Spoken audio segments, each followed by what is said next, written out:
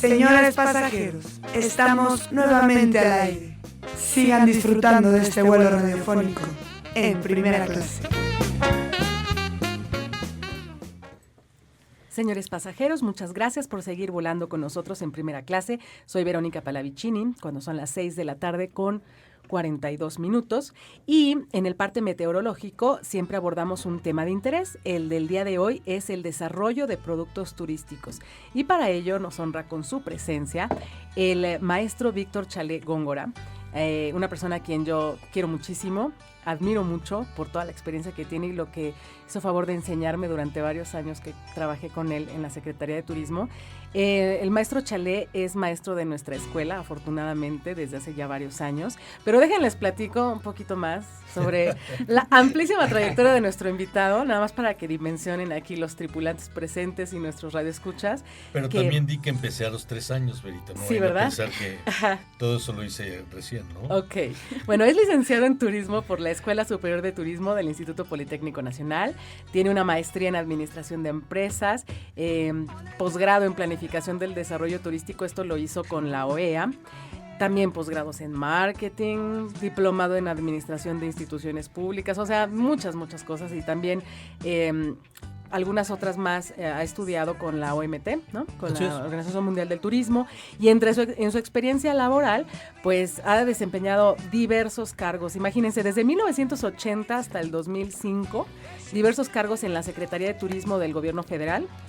Fue director de promoción nacional, coordinador del programa Centros de Playa, director de planeación, coordinador de asesores del subsecretario de planeación y su último cargo, bueno, en aquel periodo, director general de desarrollo de la cultura turística, en donde tiene que ver con capacitación, educación, etcétera. También colaboró en la Asamblea Legislativa del Distrito Federal. En fin, hoy día es director de tecnología en el CESTUR, que es el Centro de Estudios Superiores en Turismo de la Secretaría de Turismo, pero también sigue siendo consultor independiente de la Organización Mundial del Turismo. Hay muchas cosas de las que sabe el maestro Chalé. Como ya dije, marketing, competitividad, planificación, en fin. Y uno de los temas que yo le pedí que... Hago tamales para primeras ¿también? Comuniones. Okay.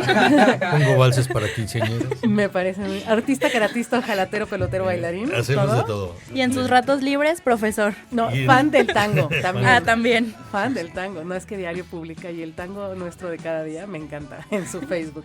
Bueno, maestro, entonces, de verdad es un deleite que nos acompañe el día de hoy. Y el tema de desarrollo de productos turísticos para los que estamos involucrados en la docencia o en estas carreras, a lo mejor es algo que nos resulta más familiar. ¿Cómo explicarle a nuestros radioescuchas, primero, qué es un producto turístico, para que nos lo entiendan así sencillito, y qué implica lo que es desarrollar un producto turístico? No hagas tantas preguntas al mismo tiempo, acuérdate, de mi edad, Verito. Ajá. Y vémelas dosificando, por favor. Ok. No, de verdad que muchas gracias. Este es un tema que a mí me apasiona. Fíjate que siempre he pensado que, y lo dije hace un rato, que nosotros tenemos un enorme potencial para el desarrollo del turismo. No conozco otro país en el planeta y debo ser muy presumido, y conozco un montón de países. Uh-huh. No conozco ningún otro país en el planeta que tenga la posibilidad para el turismo como la tiene México. A lo que me refiero cuando digo desarrollo de producto es cómo hacemos para que estas cosas que tenemos las puedan comprar los turistas y las puedan comprar en las mejores condiciones. Es decir, no es suficiente con tener una playa muy linda. Uh-huh. Por ejemplo, de entre las mejores playas que tiene este país son las que están en la costa de Michoacán, ¿no? Y sin embargo, ninguno de los que estamos en esta mesa pensamos en ir de vacaciones a la playa de Michoacán. ¿Por qué? Pues porque no hay un aeropuerto cercano, porque no tenemos noticia de que tengan estos hoteles, porque no tenemos lugares donde comer. Nosotros las conocemos porque en alguna época de la vida fuimos por ahí de campamento y etcétera, etcétera. Entonces, ¿cómo hacemos para diseñar estas cosas que los turistas necesitan para vivir? Uh-huh. Esto es lo primero que tendríamos que decir. Producto turístico tiene que ver con un sitio que tiene un atractivo. Esto es lo más importante. Lo que le da la categoría de turístico a un lugar son los atractivos. Ya sean naturales o culturales. Ya sean naturales o culturales o artificiales inclusive. Uh-huh. ¿No? Pero estos atractivos necesitan, los turistas requieren una serie de insumos, una serie de servicios, una serie de instalaciones para poder hacer uso de estos atractivos. Entonces, estamos hablando de un lugar, otra vez, que tiene estas condiciones. Sin embargo, hoy día a mí me parece que estas condiciones no son suficientes. ¿A qué me refiero? Cuando no tenemos la capacidad de transformar esta riqueza que tenemos en actividades o en experiencias para los turistas, entonces difícilmente vamos a conseguir que los turistas tengan este nivel de satisfacción que buscan. Imagínense ustedes sus últimas vacaciones. ¿Qué buscamos cuando salimos de vacaciones? ¿Qué queremos cuando salimos de vacaciones? Lo que queremos es conocer, es aprender, es hacer cosas. Entonces esta vacación, seguro ustedes no se acuerdan porque no habían nacido, pues se los cuento. Esta vacación de súbete en un bus, ¿no? 60 capitales en 40 días en Europa, ibas con la guía y la guía te iba diciendo, mira, aquí a la derecha tienes el edificio del Cabildo de no sé qué, y acá a la izquierda tienes la catedral de estilo neogótico renacentista, donde mira las columnas y los capiteles y los frontones y los botareles, y tú te quedabas así con cara de ¿what? Y a la media hora ya te había olvidado el y a la media hora neogótico. Te preguntaba, oye, ¿quién es el arquitecto? ¿De qué? Pues será el de su propio destino, porque yo ¿no? O sea, en cambio, fíjate lo que está pasando hoy día. Hoy día lo que está pasando es que estas nuevas modalidades de turismo lo que nos llevan es a diseñar experiencias, vivencias, para que los turistas tengan una diferente forma de hacer sus vacaciones. Entonces, todas estas modalidades del turismo de aventura, del turismo cultural, del turismo naturaleza, del turismo, del ecoturismo, pues todas estas actividades tienen que ver con esta nueva forma de que la gente quiere viajar. A eso es a lo que nos referimos cuando hablamos de desarrollo de producto, de desarrollo de experiencias. Y bueno, pues ahorita si me dan la oportunidad, les cuento un par de cosas de las que yo he visto que son así, que dices, mira, estas son las cosas que queremos conocer. Entonces, bueno, partimos de que hay que tener un atractivo, pero hay que a ese atractivo darle pues formas de uso turístico. Entonces necesitamos de entrada, por ejemplo, infraestructura, ¿sí? Necesitamos que haya alguien que sea el que coordine el desarrollo de ese producto, llamémosle un gestor del destino. Un gestor del Ajá. destino. Y para esto tenemos que ligarle servicios que puedan apoyar que el turista lo visite. A lo mejor no se necesita hospedaje, pero sí servicios básicos, ¿no? De alimentos, sanitarios, en fin. O sea, sí se tiene que crear toda una infraestructura de soporte, de apoyo para poder desarrollar un destino. Por supuesto, pero tenemos primero que ponerle una estructura mínima, sí, para que los turistas puedan satisfacer sus necesidades básicas. ¿Qué necesita un turista cuando sale de vacaciones? Un lugar donde dormir, un lugar donde comer y alguien que le cuente la historia del lugar. Y cuando digo la historia no me refiero en términos así precisos de, mira, este pueblo fue fundado en el año 1544 y hay una placa que dice en este sitio en 1818 no pasó nada. No me refiero a esa historia. No me refiero a esa historia. Me refiero a esta magia que los lugares tienen que transmitirle a la gente. Cuando tú llegas a un lugar, ¿cuál es el mensaje que te transmite este sitio? Fíjate que yo comentaba en el semestre con los alumnos que tuve el privilegio de acompañarlos en este proceso de aprendizaje. Les decía, ¿saben quién es muy bueno para hacer esto? Walt Disney. Claro. Es un ejemplo malísimo, a mí me parece lo más comercial, pero son muy buenos para hacer esto. Tú llegas a un parque de Disney, yo no conozco a una sola persona que llegue a un parque de Disney que no se sienta un niño de 10 años. Y que se quiera comprar sus orejitas del Mickey Mouse, ridiculísimas, ¿no? Pero, ¿por qué? ¿Y qué es lo que hacen? Van jugando con tus emociones, ¿te das cuenta?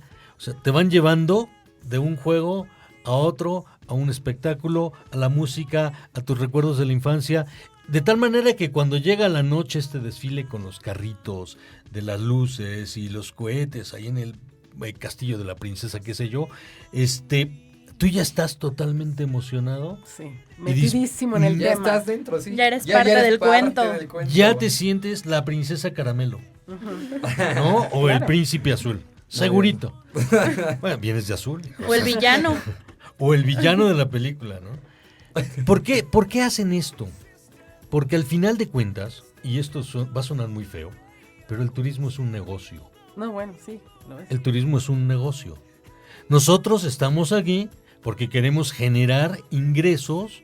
¿Para quién? A lo mejor para nosotros mismos, pero también para la comunidad que está recibiendo a los turistas. O sea, el turismo tiene que ser un negocio. Y un negocio bien llevado y un negocio bien hecho. Donde entonces esta gestión de las emociones, ahora ya estamos hablando de temas más así allá de como, los servicios, ¿no? emociones. Ya estamos hablando de las experiencias, de esto que como te decía, esto que te transmite el lugar cuando llegas, ¿no? Esta gestión de las emociones se tiene que convertir en consumos. Y por eso te digo que los de Disney son muy buenos. Porque no sé si te has dado cuenta, pero el último lugar que cierran en los parques de Disney son las tiendas. ¿Por qué? Porque cuando tú sales, y casualmente cuando sales de un juego, tienes que pasar por la tienda de ese juego. Sí. Entonces, si te subiste a los Piratas del Caribe, Llévese el sombrero del... llévese el sombrero de Jack Sparrow y la espada, te venden hasta el perico. Y tú lo compras, además. Y te lo pones muy orgulloso. Y cuando regresas a tu casa... ¿Qué hago con este ¿qué hago sombrero? con ese sombrero? Se lo regalas a la tía que más gorda te cae, ¿no? Ay, mira, te traje un souvenir. En México, no sé si estén ustedes de acuerdo conmigo, hace un rato que hablamos de Real de 14, Sí.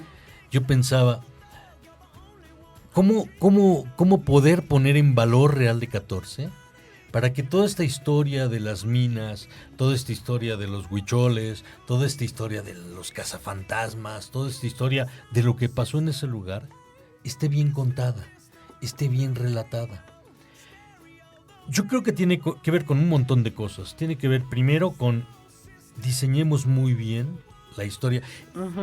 Para mí, fíjate que los destinos tienen que ser como una obra de teatro. Donde tú llegas a Real de 14 y ¿quién te dice bienvenido? Sale el primer actor. Cuando llega el turista se abre el telón. Esto ya se los conté a ustedes. Cuando llega el turista se abre el telón, fíjate. Y entonces sale el primer actor, que es el que te da la bienvenida y te regala un folleto o te dice bienvenido a Real de 14. ¿Puedo y hacer esto un es lo que... Paréntesis? Fíjate que no. El programa es tuyo. Usted conoce a Alejandro Morones. Sí, claro. Que era el secretario de Turismo en San Luis ¿cómo no? Potosí. Hay una anécdota que él me platicó muy interesante.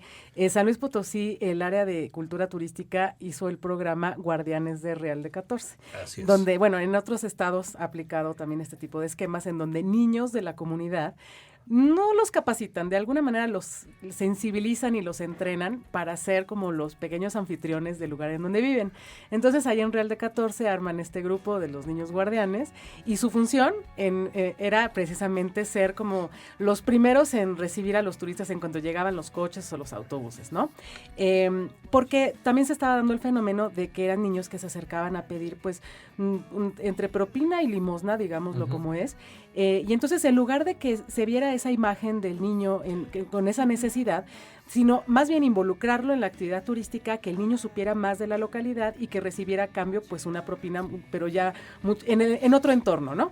Y entonces llega un día el secretario ahí a Real de 14, se baja de la camioneta y de repente se le acerca el guardián y le dice: hola, ¿qué tal? ¿Cómo estás? Yo me llamo Chuchito. ¿Y tú cómo te llamas? Es el secretario: Alejandro. Ah, pues bienvenido. Bienvenido a Real de 14, yo soy guardián. Oye, ¿y tú en qué trabajas? Le dice al señor. Ah, pues mira, yo trabajo en la Secretaría de Turismo del Estado. Y el niño: ¿yo también? Porque los niños sabían ya la historia de que la Secretaría de Turismo de San Luis Potosí era la que tenía el programa de Guardianes del Real. Entonces los niños decían: pues yo también trabajo en la Secretaría, ¿no? Entonces el secretario, bueno, ahí encantado de la vida, y lo platica esto con mucho gusto, porque se trataba, repito, de que toda la comunidad formara parte de esta historia, como usted dice. Pero fíjate, Vero, que eso es parte de la experiencia. Y eso es algo que yo creo que nos está haciendo falta hacer mejor. No quiero decir que no lo hacemos, hay que hacerlo mejor. Te cuento una historia. Cuenta historias. Yo siempre he presumido de las zonas arqueológicas de México. Siempre.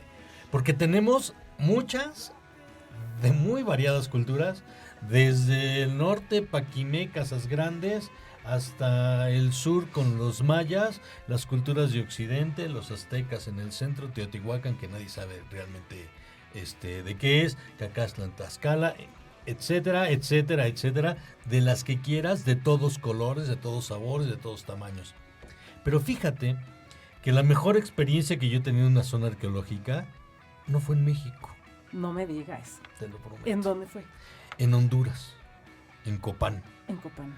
Nos tocó estábamos haciendo un programa de desarrollo de producto para Honduras y me tocó compartir con Felipe Carrión esta experiencia, un gran amigo, director de servicios turísticos de la Secretaría de Turismo del Distrito Federal. Y entonces llegamos a Copán y estaban en la excavación y en las exploraciones de uno de los templos más importantes de la zona arqueológica de Copán, que es el templo Rosalila, que se llama.